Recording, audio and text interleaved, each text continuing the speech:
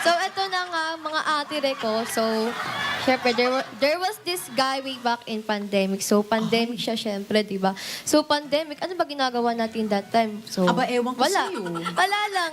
Online class lang, sa bahay lang. So, may kasi, mayroong ganap sa, namin doon, sa barangay namin na basketball. Basketball. Yeah, so, Okay. committee ako that time. Ano ka? Committee po ako doon. Committee, So, po ako, okay. nagpa-facilitate po ako ron. Then, meron pong isang player doon na nag-chat sa akin after. Parang nag-chat po siya kung mag-i-start na ba yung game, parang ganun. Tapos nag-chat po siya. Noong una, dinededma ko po kasi, sino ba to? Ba't nag-chat sa akin to?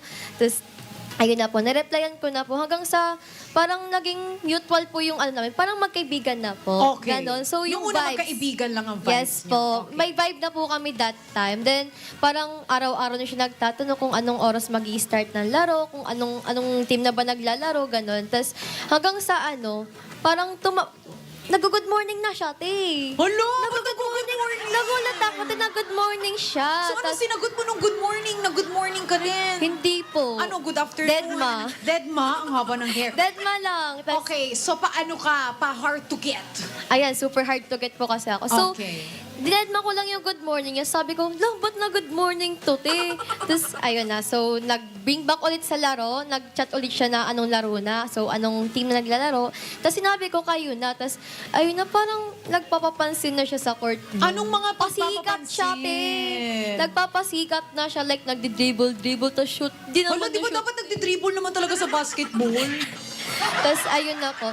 Magulat ka kung ano yan, magtatumbling yan dyan. Okay, so ginagalingan, napapansin Yes, mo. papansin po siya. So, tas umabot na po kami ng Pasko noon na nag-uusap pa rin. Ano pinag-uusapan nyo? About sa lang po, yung liga po nila. Liga? Yeah. Okay. Tas hanggang sa umabot na nga po ng Pasko. Tas kasi yung friend niya po is friend ko rin. Okay. So, parang nagkaroon po ng video call. Then nagulat po ako kasama siya ron. Tas ayun, video call. Tas parang so naisip ko na single naman kami both. Tapos parang, syempre, as a cloud chaser, as matagal na single, sabi ko, why not di ko kayo story itong video call namin? Kunwari, may kakul ako ngayong Pasko. Wow! Para hindi super lamig ng Pasko ko, te, diba? Tapos, ini-story ko siya. ini-story mo siya? Yes po. And Pero then? naman, yung may filter po para, syempre, uncovered yung face. Ah, Para hindi siya, I covered yung face. So, adin story ko siya. Tapos, syempre, madaming naniwala, sino yan, te? Jowa-jowa. Jowa mo. Syempre, si Ate Ret naman, daming pakulo sa FB. Tapos, ayun.